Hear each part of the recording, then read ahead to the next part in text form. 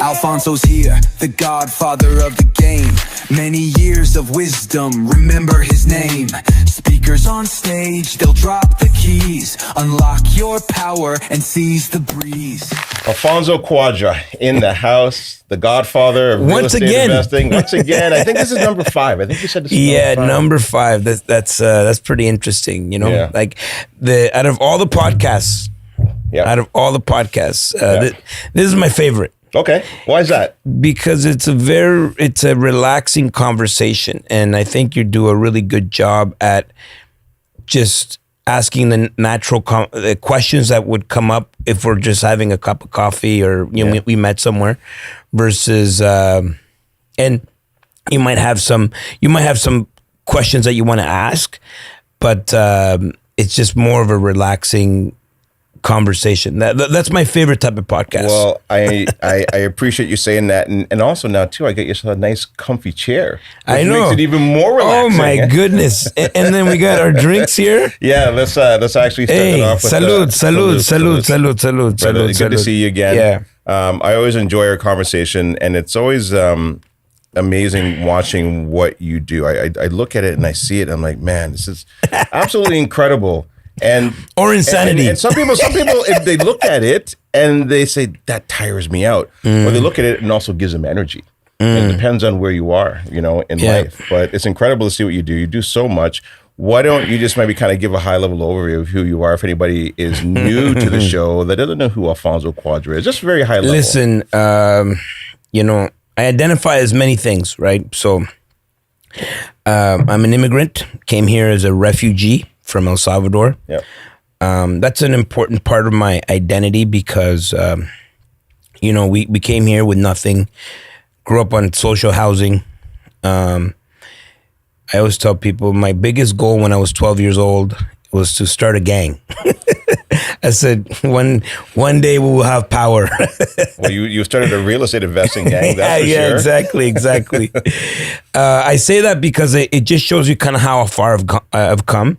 And it kind of highlights the kind of people that I might have been surrounding myself with at 12 years old, and ultimately, went with the wrong crowd, and ended up living on the streets. And I had a life-changing moment when my daughter was born. She's 30 years old now, and that was in 1995. I was 17 years old, and I was just like a kid. I was pretty much a kid.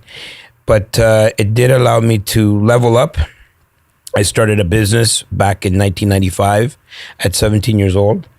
And later on took that business, before I was 20, was across Canada, and got into real estate about 26 years ago, realizing that with the business, I was very vulnerable, and I had a lot to learn about financial literacy, and so I started to teach myself. I started to learn about, Think and Grow Rich and all these books that kind of opened up our minds, and realized that, I needed a secondary stream, got into real estate, and, the rest is history, as they say it, right? So I've been doing this a long time. This is why they call me the godfather of real estate. Yeah.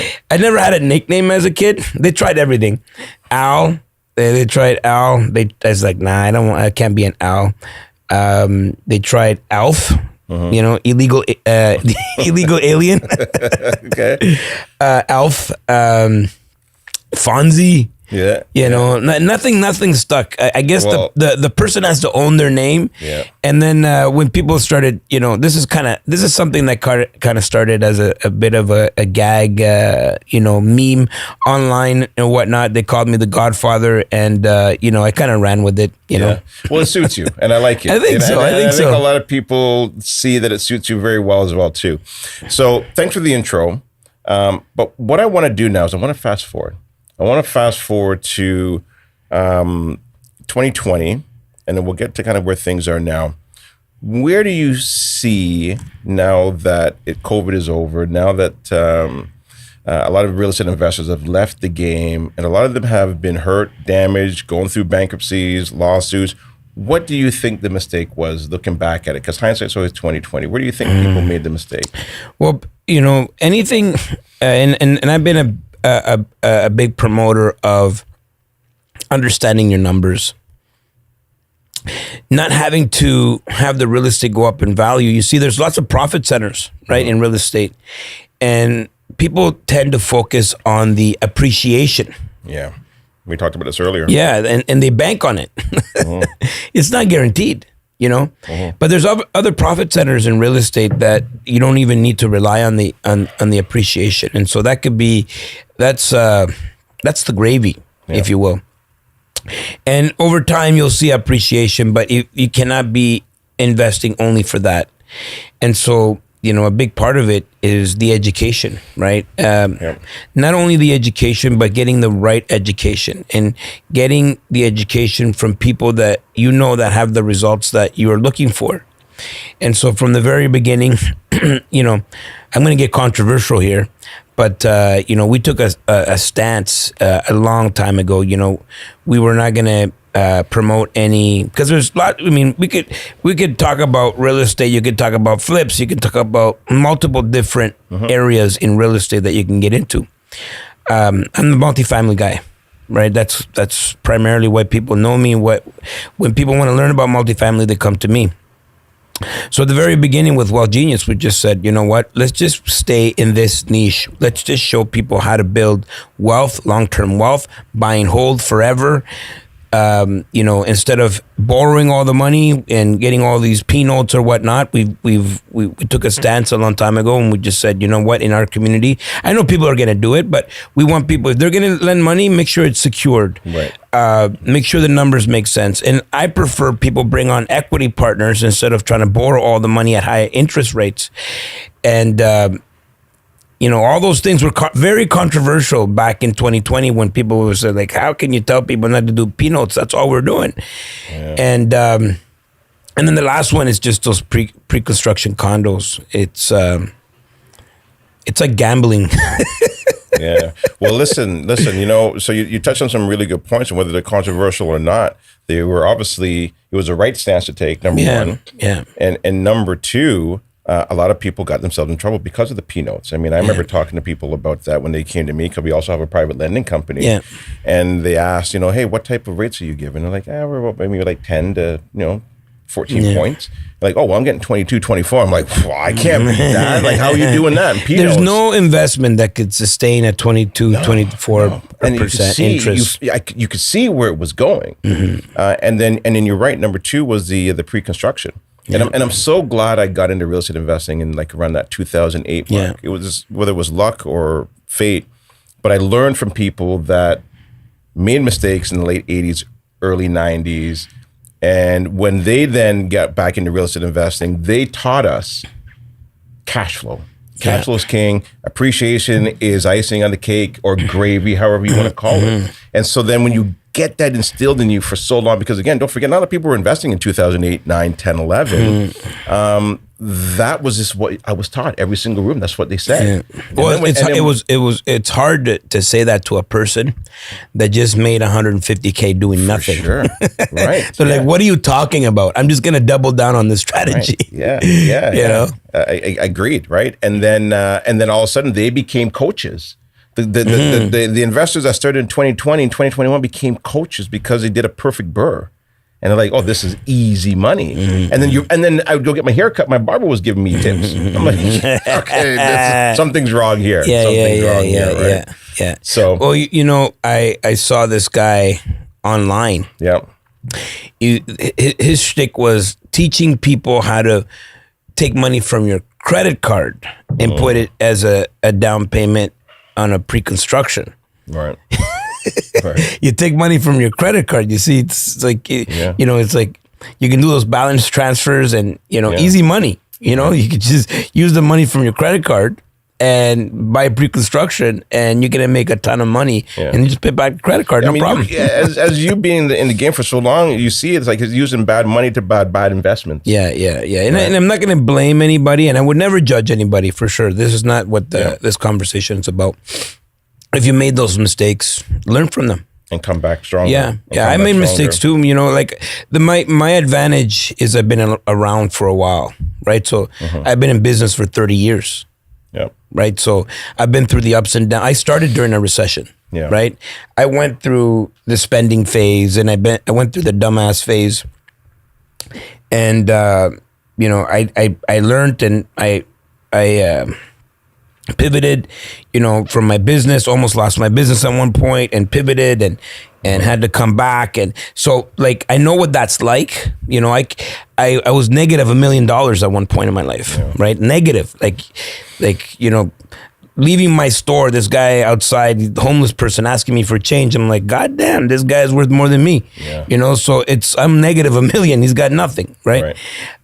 So, you know, that's my advantage. So I'm not going to sit here like I've never made mistakes. For sure. And we all make mistakes. Yeah. And a lot of times some of the best lessons are when you make the mistake, because that's where you learn, that's where you grow, and that's where you continue to keep moving forward. Where do you see the opportunities now in this particular market?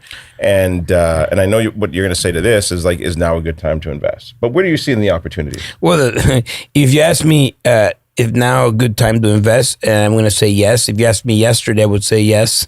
You know, every day is a good time to invest. You know, it's not about time. You can't time the market, as you know. It's time in the market. Yep. And as long as you are buying right, you can enter any point in the market. I've bought real estate every single year since 2002. Wow. Every single year. Right. There's not been a year that I have not bought real estate. So let me ask you this then, because this is a good question here then. And so then what were you buying during 2020 to 2022? I'm always multifamily, right? So multifamily. Yeah, I'm always a multifamily investor. area? What happened in 2021 is that I made a shift into new build apartment buildings.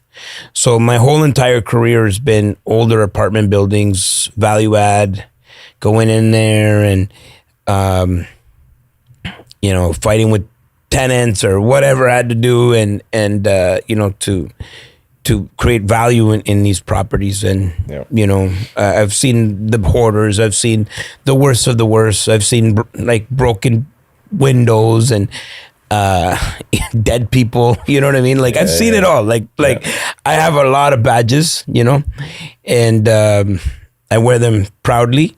But in 2021, I started to shift towards. So first of all, my goals expanded on what I wanted, and so, you know, once we expanded the goals, we had to reverse engineer and figure out how we're going to get there.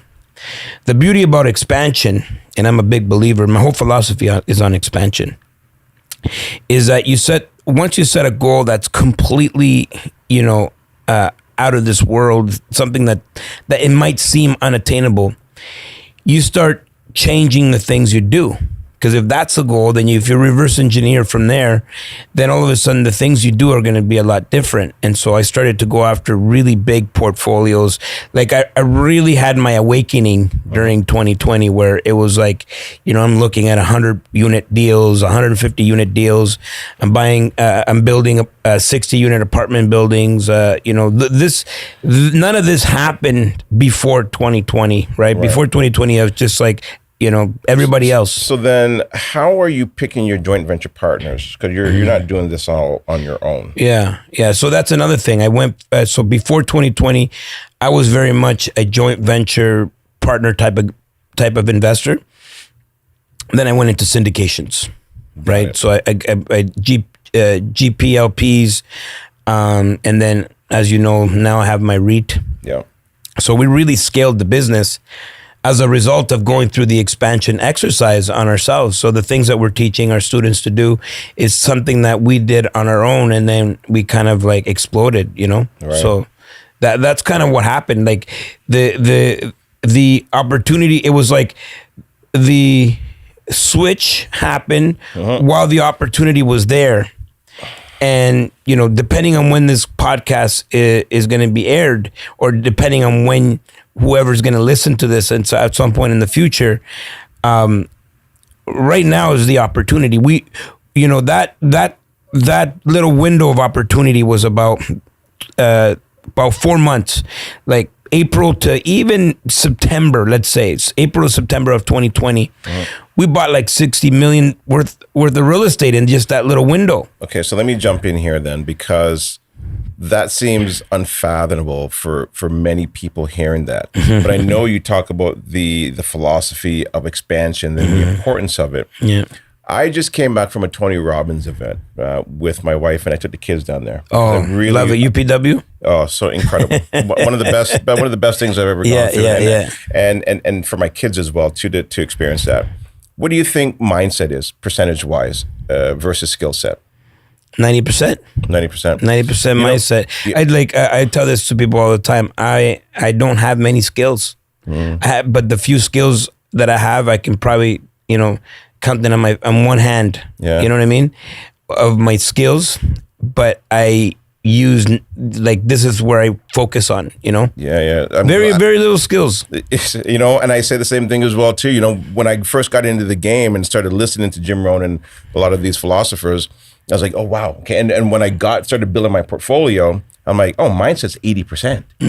Then I was like, as I grew and started to open up different businesses, like, oh no, it's like 85%. And then a few years ago, I was like, no, it's 90%. Then I went to UPW, Tony Robbins, like, oh hell no, I think it might be 95. Yeah. But it really made me realize the importance of mindset. And I think people skip that. I think they think that it's a little bit more, maybe more skill set, but mindset, if you don't believe in yourself that it's possible, it's kind of like Neo jumping off remember the building? And then he lands and he bounces off the ground. Yeah. He didn't believe yet. Yeah. And it wasn't until he actually then believed that he's like, oh, I see the code now. But it's hard to sometimes see that because you're believing into something that's not there yet. Well, there's two parts to it. The first part is mindset, right? And I think people can bring themselves to understand that part. But the second part is inspired action, right?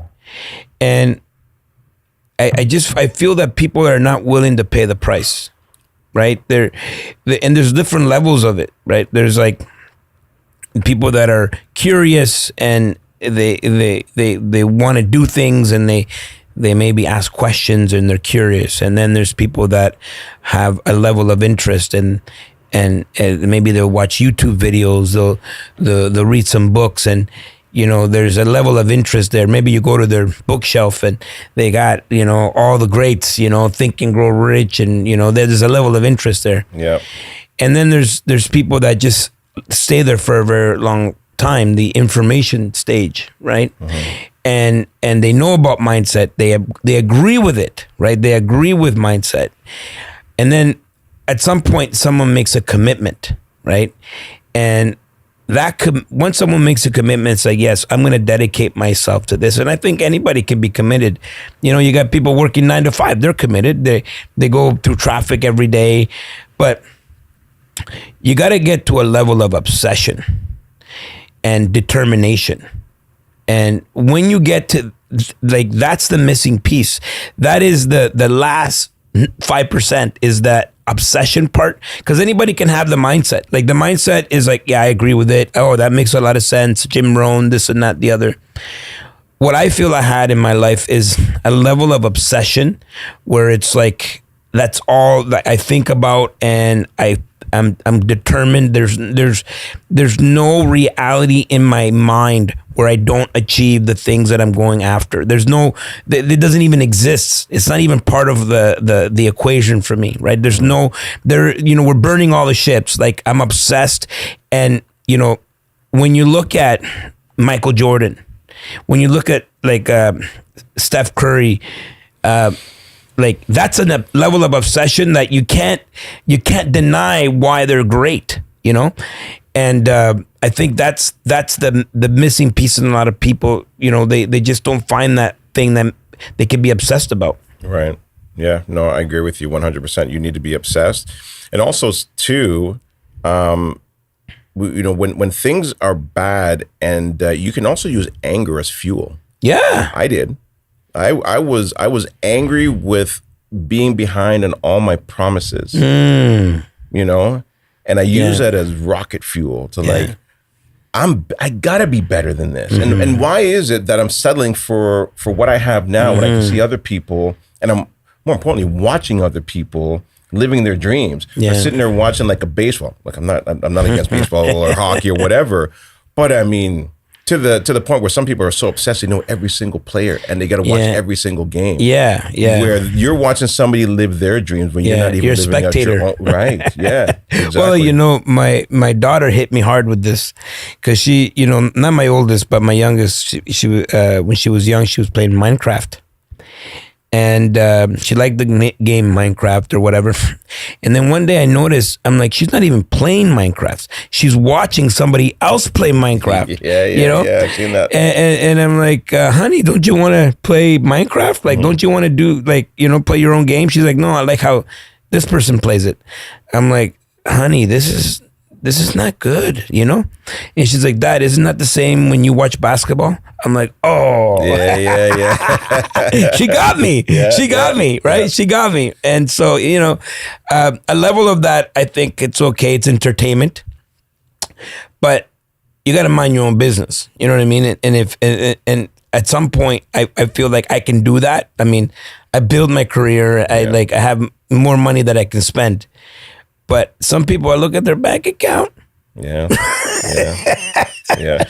I don't know if you should be, you know, watching Netflix. Exactly. You know what I mean? Like, and I think you need to be obsessed. You know, when I finally got obsessed, I did. I stopped Netflix. Well, back then it wasn't Netflix or something else. I just shut everything down. I did. Like, I put my head down and I went. I went to work. You know, and I love what you said about anger because you know I almost lost everything when I was 24, and after having like, there's one thing about poverty when you don't know what wealth feels like or money. If you don't know what money feels like, it's really hard to miss it. But I got to a point where, you know, I knew what that felt like. I knew what it's like to go into a store and be able to buy whatever I want, take any trip I want, buy any vehicle I want or whatever. And then to have that be taken away, it's like, and I was so angry with myself. It was like, how could I have been so dumb? And then I remembered why I started in the first place. And there's a beautiful quote by Les Brown. I heard it from Les Brown. I'm not sure if that's from Les Brown, but he says, life is a fight for territory. Once you stop fighting for the things that you want, what you don't want will automatically take over. Yeah. And I heard that quote and it hit me like a ton of bricks because I realized that I reached a level of success, but I was no longer hungry. I was no longer obsessed because I just kind of took it for granted and I almost lost everything. Right. And so, you know, that was 24 and that was the last time I was going to let that happen to me. Yeah, that's good. That's a great story and a great reminder for people. So that brings up something for me to ask you now then. So what's harder then, making the money or keeping it? I would say making money's easy.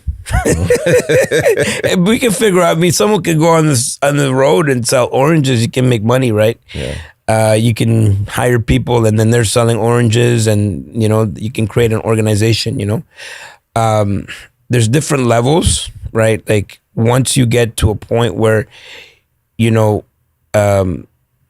your money needs to continue to make money. And what happens, like, and Jim Rohn used to say this, you know, when you have a business, you need to protect it like a father and nourish it like a mother. Yeah, right. Love that quote. And what happens is people start taking their money from their baby and feeding themselves, right? And then you ruin that flipping effect. Right. The compound interest, the compound wealth. You know, taking the money that you've made and then just like flipping it. And so most people, I think the reason why, like, one is the obsession, and if you're obsessed, you won't dare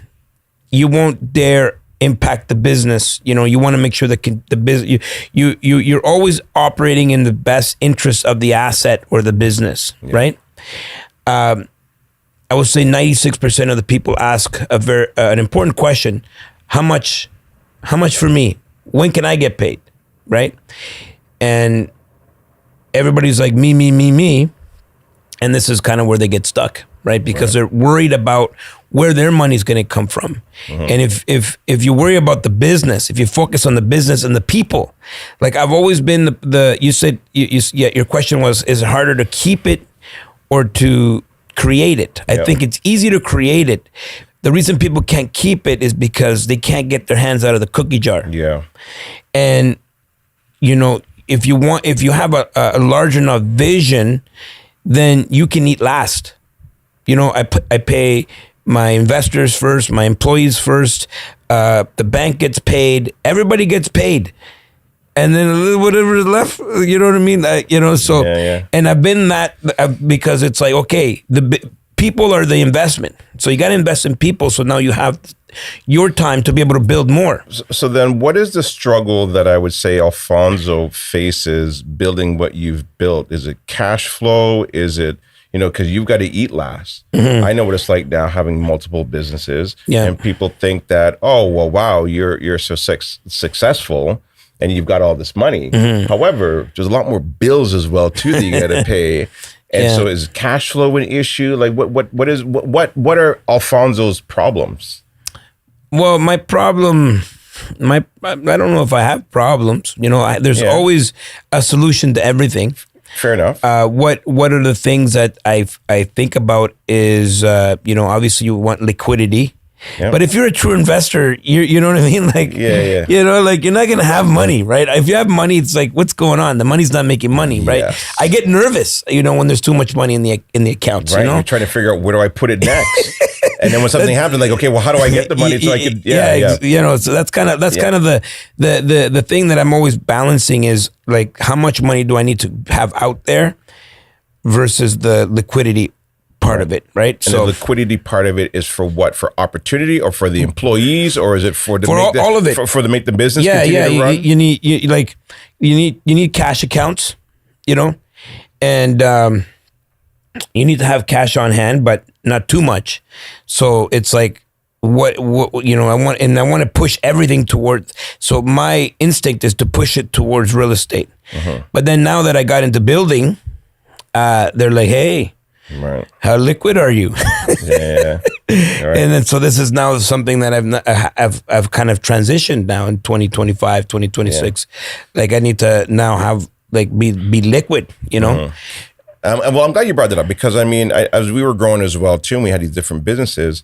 You know, sometimes we sit down. I'm like, hey, well, we're running out of money. I'm like, what do you mean we're running out of money? But it wasn't that the wealth is there. It's just the liquidity and to be able to do the marketing and to be able to pay the employees. So you got to make the business be able to continue to keep running. Well, you know, and for me, I feel like I'm traumatized where. I feel like if the money is around too much, I might buy something dumb. You know what I mean? Right. And so like I've just always pushed it towards real estate, and this is why like you know the business has flourished because I've realized like all the things that I thought I wanted when I would have this kind of money, like. You know, when I was young, it's like, oh, when I get that kind of money, I'm going to buy like this and that, the other thing. And now that I can buy 5 of any goal I ever could possibly have, I don't even want it, you know? Because it's not important to you. So, so then I've always been afraid of having it around in case I might make a dumb decision, you know? And so now that, you know, I just turned 48 and, you know, we're building up now liquidity, building up those cash reserves. And there's another level where it's like, oh, it's like when you have, because I've always been at the edge, I'm at the edge of my seat, you know, like, you know, like I remember 2012,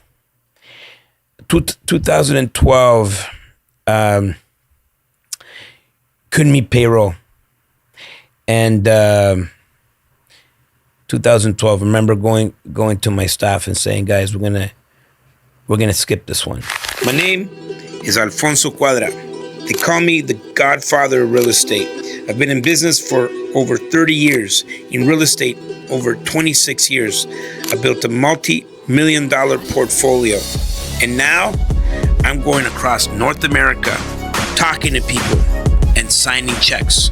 I'm looking for deals because I'm building a $1 billion portfolio. Is that you? Let me make an offer you can't refuse. We just don't have enough information to make this decision. There's too many unknowns. And for that reason, I'm gonna have to ask you to leave. You know? And that was rough for me. That was rough. That was rough. And then, coming back from that and, you have receivables or whatever, people owe you money and then it comes back in and then, okay, and having the people that were with me at that time to 2012 and they were able to trust me, that to me said something about the kind of organization that I was building, I want to move it back into real estate here now too, because I think it's important obviously to understand business and what it takes to get to the level that you're at right now. But somebody who's listening to this and they're in real estate or maybe getting into real estate, what are some of the big challenges that they're going to face moving forward into 2026, 2027, 2028? What do you see? The thing is, like, I don't know if you heard the story about the meatloaf, how the lady's making meatloaf. She's got her mom there. She's got her grandmother there, and she's making meatloaf, and their daughter's there. And she cuts off both ends, and so her daughter's like, "Mom, why do you always do that?" She's like, I don't know. Why don't you ask your grandmother?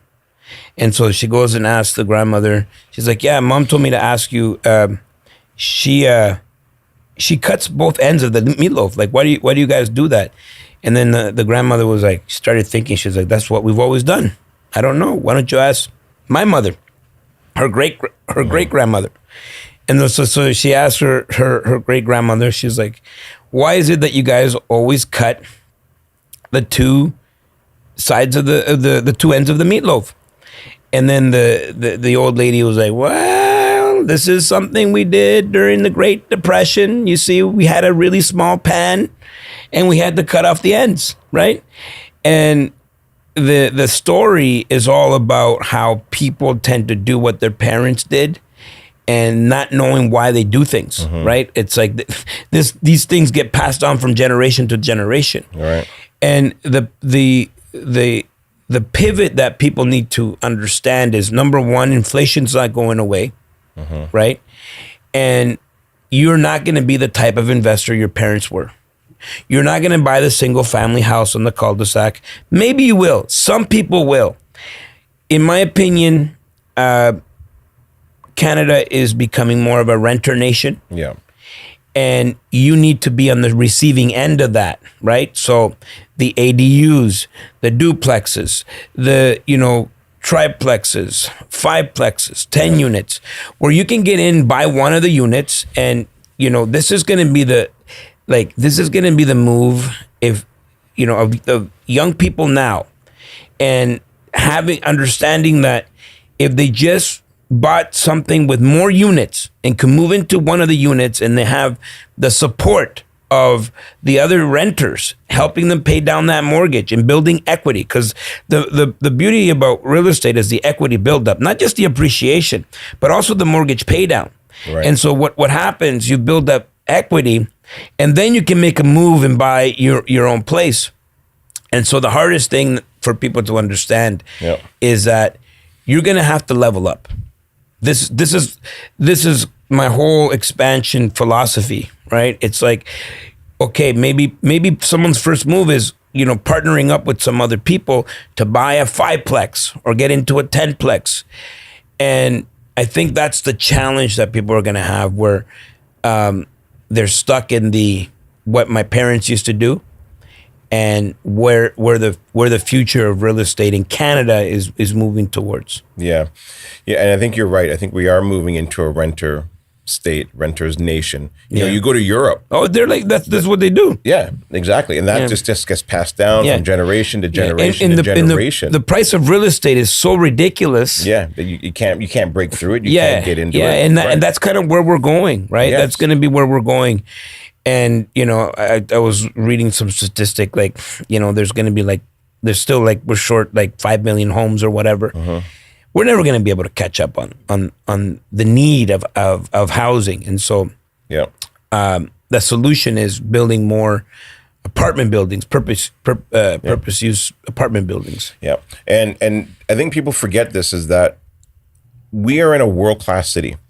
We're in a world class city. Yeah. Toronto's not going anywhere. We've got national sports teams, and when things start to shift, Yeah. and I do believe it will eventually, obviously shift, and when it does, you won't be able to catch up to it the next time. No, you can't. It would be like, you know, how do you have that competitive advantage? You have to be open-minded enough. You have to have the growth mindset where you could gather other people Yep. and say, listen, we're going to pool our resources and we're going to buy something a little bit bigger. And you know, I think that could be the entry for a lot of people, right? Versus the way we used to do it. You know what I mean? Buy a house. My first house, I bought for 120,000. 120,000. Yeah, Crazy, I know. right? Brand new house. Yeah. Brand new house. My first house was a brand new house. Incredible. 120,000. Yep. So I want to get into some rapid fire questions for you. 'Cause I got a couple questions here. Okay, let's that do it. People Let's do it. want to know. What Alfonso's take is on some of these questions here. So, how do you balance cash flow and appreciation? There's a question somebody asked. So look, cash flow is important. Yep. All of my properties need to cash flow, Yep. and all of my accounts need to have reserves. Yep. Those are two things: cash flow and reserves. And then the appreciation is something that I harvest later, you know, every 5 years or so. So we go look at the asset, and we will take the equity out as long as it can be supported by new cash flow that we've created. So we're never going to be negative, and we're never going to deplete the reserves of the account. Okay. What mistakes are new investors making getting into the game right now? What's the biggest mistakes you see they make? They're investing for now.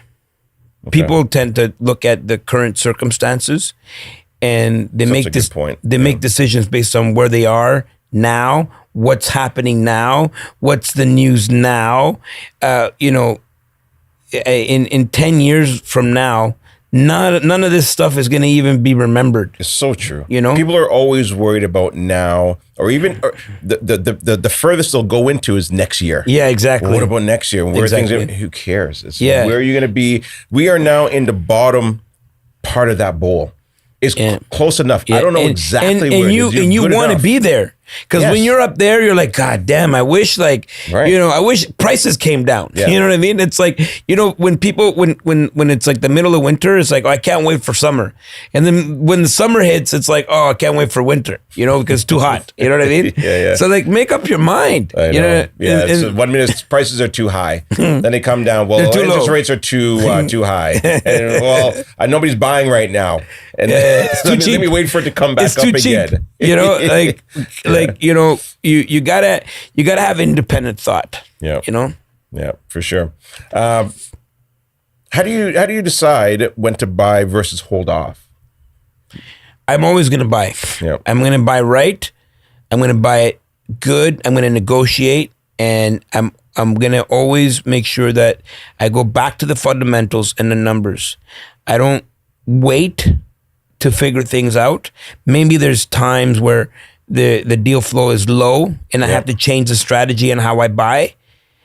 But I'm always buying.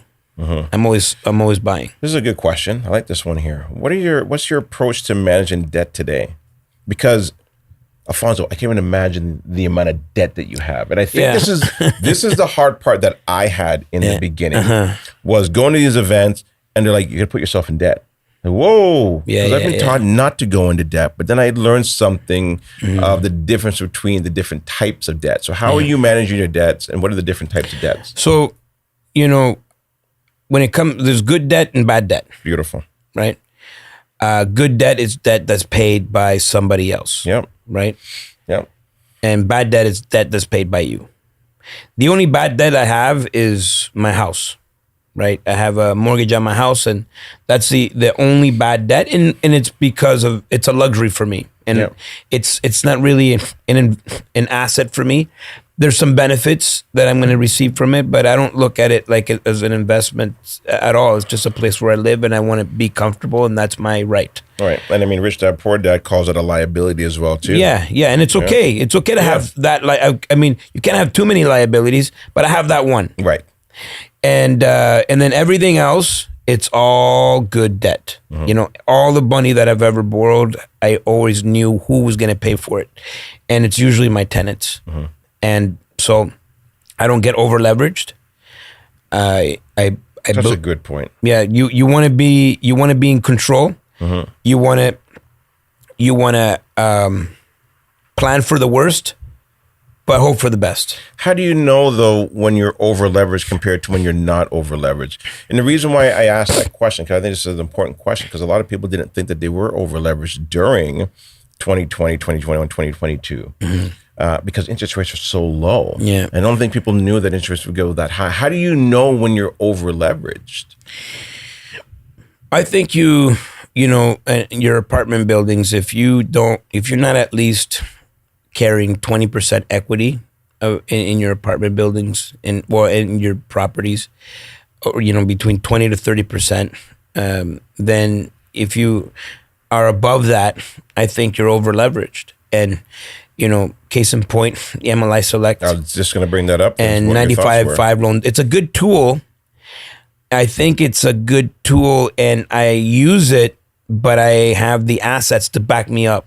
Right. So if I could bleed here and here and here. So the question that I always ask myself, if I had to hold this property, or, what's the worst case scenario that could happen here? And if I'm okay with that, I'm going to move forward. If I'm not okay with that, I'm not going to move forward.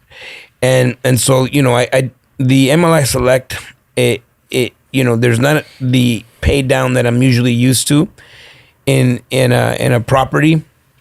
And so, I'm not going to overuse it. I'm only going to use it on the new builds and things like that. And I'm going to make sure that I can build enough equity quickly, and so I can control that through forced appreciation. But it is dangerous. And if a lot of people are using 95.5 loan to value, or loan to cost or loan to value, then you don't have the margin. I mean, that 20%. You got to think about it. That is the bank's calculation of a market correction. Yeah. Like the worst case scenario is it drops by 20%. If the market dropped by 20%, it would be catastrophic. Like it would be like, what, And so that 20% is and they've already been doing this. You don't have to reinvent the wheel. And so I always say keep equity. Don't be over leveraged, and make sure that you have cash flow. Right. So how do you know if you are over leveraged? Well, if you're looking at your properties and they're negative cash flowing, you are over leveraged. Yeah, that's a good point. Yeah. A couple more questions here. What was one of the biggest lessons that you've had so far this year? What has Alfonso learned this year? These are good. I like these questions. Some good questions. What have I learned? I like this question because it makes me narrow it down to one, because I've learned a lot. I've learned a lot, and I would say in terms of, because I'm in building, I've learned the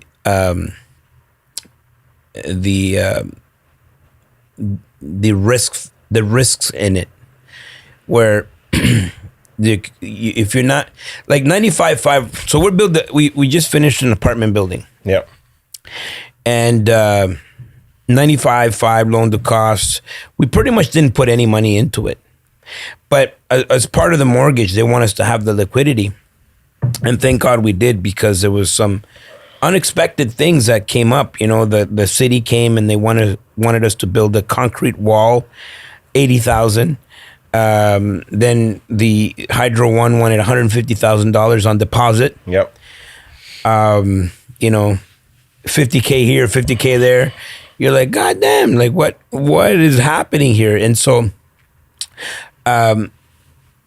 they want that liquidity for a reason, and I understand that now. And the lessons is like, okay, if you're gonna be in building, make sure you're either really heavily capitalized or partner up with someone that is. Okay. That is the lesson of 2025. Yeah. Let's wrap it up with this. Best day of your life, worst day of your life. Well, you know, it's hard because I have two kids. Okay. All right. So then I'll give you two. I'll give you two for the best day of your life. The best day of my life, you know, obviously the first one. Okay. Yeah. I always tell both of them, you're my favorite oldest, you're my favorite youngest. Yeah. Okay. You know? So let's say this. Those are givens. Yeah. Okay. Those are givens. Okay. Best day of your life. Okay. But the second best day of my life. Yes. Third day. The third best. You know, it's actually, but the second I just came up with a memory. So I shared a little bit about where I came from. So I came from like social housing. Yep. Grew up on welfare. Grew up with the wrong crowd. You know, lived on the streets. Panhandled for change. So I went through some really dark times, and dropped out of high school. Yep. And my daughter was born, and it kind of changed the whole trajectory of my life. And I wanted to get my life together, and I started selling clothes from, you know, I went back to school. And the reason I went back to school was I never wanted my daughter to say, I'm not going to school because you didn't. And so it kind of forced me to go back to high school. I just wanted to get my high school. And I was a straight D student.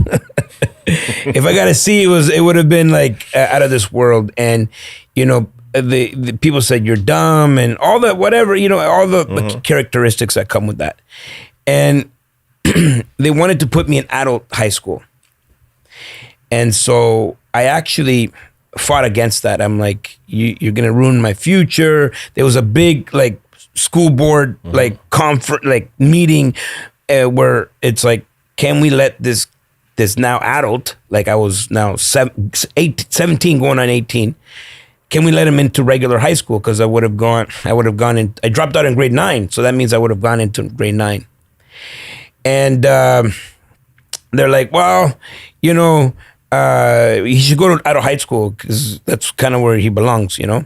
And I said, I don't want to have that on my resume. This is what I was thinking in my mind at that time. I was like, oh, I'm going to get a job in the future. It's going to say adult high school, you know? And then people could kind of tag me with whatever their beliefs are around that.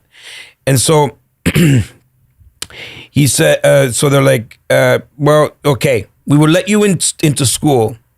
You go right into grade 11. You cannot miss a day. You cannot miss a day. You cannot your grades cannot go below 80%. Cannot miss a day. Your grades can't go below 80%. I got a full-time job. I got a daughter. And basically they were setting me up to fail because there's no way. How do you not miss one day? You know? Right. And I agreed. I was like, I'm going to show these guys. And a month later, there was a bus strike. So I was literally walking to school. I'm not going to miss a day. I was walking to school and walking to work. And, you know, it was like a month bus strike. It was like, you know, it's like going through the winter and all that. Anyways, the best day of my life was when getting that high school diploma. it was like there was this overwhelming of I've accomplished something that nobody thought I could do at that time, and So that was the start of you believing in yourself. yeah, That's yeah. awesome. Yeah. And what was the worst day of your life? Worst day. I've had lots of bad days. I've had lots of bad days. I'm trying to think about a really, really. Oh, you know what? I think the probably the one of the worst days was, you know, my first car, and I crashed my first car. I got a car. I was 18. I was making some money. 18, 19. I got this car, Dodge Shadow. Woo! Tinted the windows. Yeah. Woo! The stereo didn't work, so we had a ghetto blaster, you know. And I used to roll up at the club, roll down the window. Hey, what's going on? Let me just play the cassette tape on the back seat. Check the ghetto blaster. And I had that car for about a month. And I totaled the car, totaled it, and it was like I felt horrible. It felt like the world was crashing in on me, you know. And when I look back on it, I actually called my mom. She's like, my mom said, it's gonna pass. It's gonna. I just felt like dirt. You know what I mean? It's like I bought this car on payments, you know. So you have to, you go payments. Yeah. And it was a rent-a-wreck. You know, you remember those rent-a-wreck? It's like they refurbished old cars and then they lease it back to you for like this crazy amount. Yep. And I crashed that car and insurance and this and that. Anyways, looking back on it now, it wasn't so bad. It wasn't. But that was all the world. It was like the weight of my shoulder. The weight was on my shoulders. Yeah. You know? And you know what? And so I'll wrap it up with this, but you're so right. Like I look back when I was 16, 17, and I had so many bad days back then. And I used to pray to God, if you get me out of this, man, I'm going to go to church every Sunday. But you look back at it, and it really wasn't. I can't barely even remember some of them. And as you go through life, you start to realize that those problems are actually gifts. But you have to actually go through it to then realize that you're just adding some tools and skills to your repertoire. So listen, Alfonso, as always, I appreciate it. One last piece of advice before we wrap it up, and how can people get a hold of you to learn more about Wealth Genius and what you do and how you can coach and mentor them? Listen, where we are right now, it's all about action. And it's about the right actions you take. You don't have time to figure it out. So take action in any way possible. Move forward, move in a very intentional way, and become obsessed and determined. Because if you become obsessed and determined in anything you do, and obsessed doesn't mean obsessed today and then now you're doing something else, Bitcoin here, Shopify. No, if you want to do Bitcoin, do that. That's all you do. Like find the thing and become so good at that thing that you become the best at it, and you're obsessed and determined, and you will see success. Because I've yet to meet a person yet that has been fully obsessed and determined to achieve something in their life that hasn't done it. I've never met anybody like that. Have you? Agree. No, I have not. I agree. And so, you know, you got to grab onto something and just do it, right? Yeah. Just do it. Just take action. I agree. And where people get hold of me, hey, Instagram, Google me, ChatGPT me. Hey, have you ChatGPT'd yourself yet? I have. It's weird, boy. It is a weird. That's me, man. I'm smooth. Yeah. So anybody, I'm very Googleable. Look, if anything I've said here resonates with you, reach out. Yeah. I'm the guy that gets the call when people want to level up. I agree, man. Yeah, just be obsessed, because I think when you're obsessed with something and you love it and you're passionate about it, then you never use the words, man, I wonder when I'm going to retire. Because you don't need to retire from something that you're passionate about, that you love to do. Alfonso, I appreciate you, brother. My Thank brother. you so much, man. Love you, man. All right. Salute. We'll do this again, as always. Woo! All right. Join us for our 10th and biggest Expand Investor Conference. And this year, this November, we are doing it in Calgary, Alberta. Yeah! And it's gonna be a big one. And I want you to go and get your tickets right away. Our Expand Investor Conference, our 10th edition of our Expand Investor Conference, is happening in Alberta. Get your tickets right away.